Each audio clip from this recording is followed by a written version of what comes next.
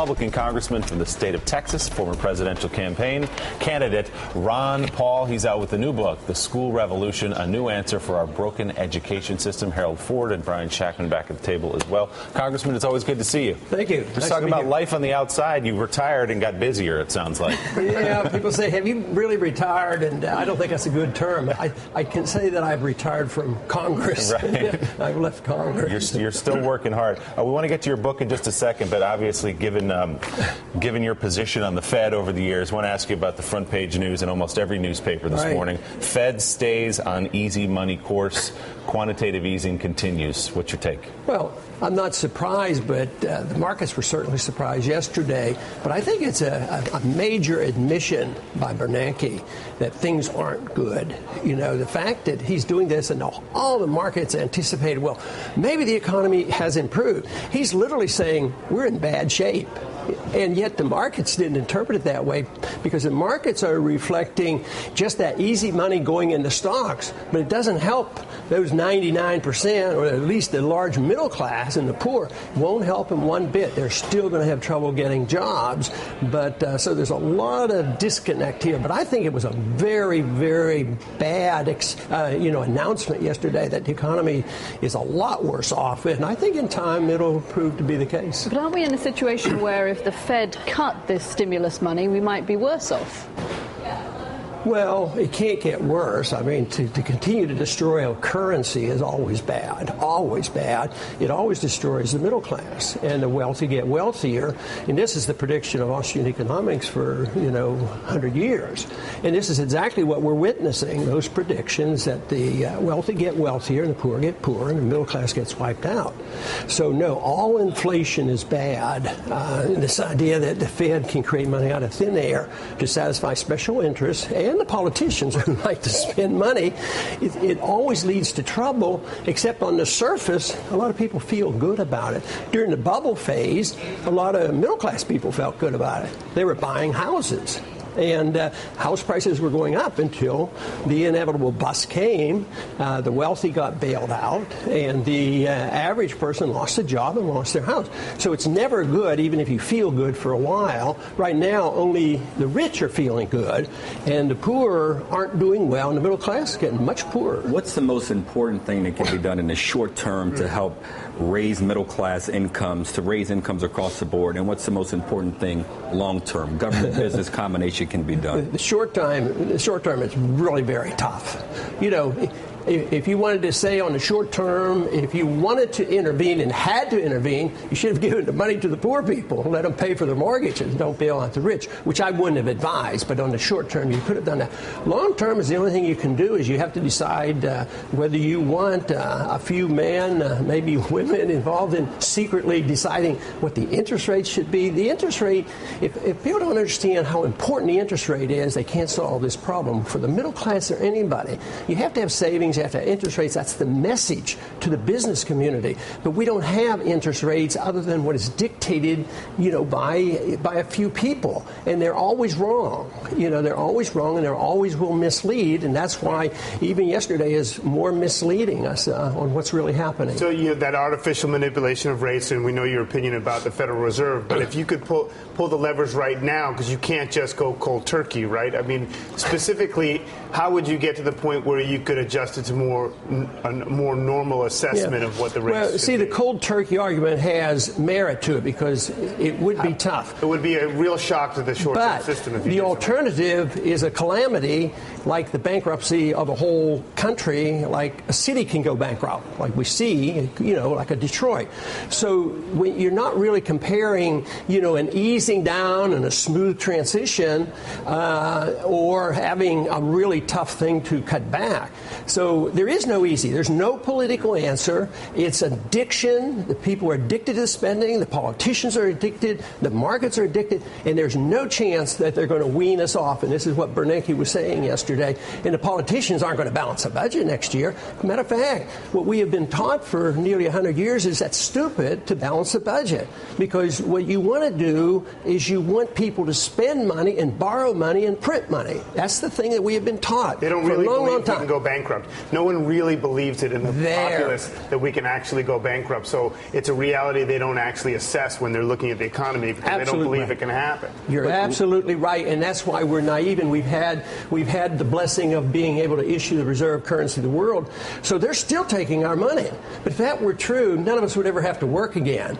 We would just have the Fed, print money, and we would buy stuff from overseas. But that confidence in the dollar, the confidence in our foreign policy now is starting to shake a bit, and they go together. If they lose confidence in our foreign policy, lose confidence in our economy, and lose confidence in our dollars, you will see interest rates rising, and then that'll be the big issue because that will be the most significant expenditure, and nobody will have any control of it because if you have interest rates doubling or something, you can't legislate that down. Long term, for us to innovate, to come to your book, how do we repair an education system that can educate and prepare the next generation of leaders and job creators and innovators in the country? Slowly, and that is the approach. The goal that I have there is to offer an alternative to sort of what we're talking about, because we've been taught for so long a school of thought on economics and personal liberty and the importance of the individual versus everybody coming together and managing. I want people to be able to homeschool their children. Not everybody. This is designed to pick out the leaders who want to, and maybe 20% might be interested in doing this. But they would at least see these would be leaders who then would be talking about running for Congress and understand why the Federal Reserve is a problem. Today, we have been conditioned in all our schools that it's good to have a very robust foreign policy to be involved in all these countries. We've been taught that the Federal Reserve is sacred, except for the last 5 years, people are questioning the Federal Reserve.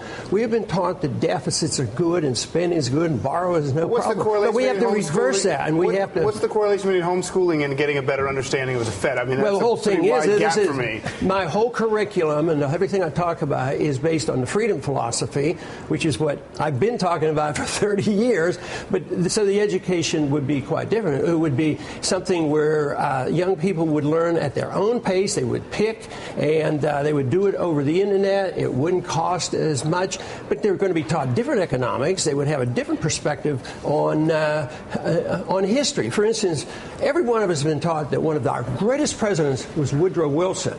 But if you're liberal or conservative, if you look at Woodrow Wilson, he violently abused our civil liberties. He was the one that told us that we had to march around the world. He was the one that changed our foreign policy. And I'd like to show that some of our presidents, the only great presidents, have been the warmongers.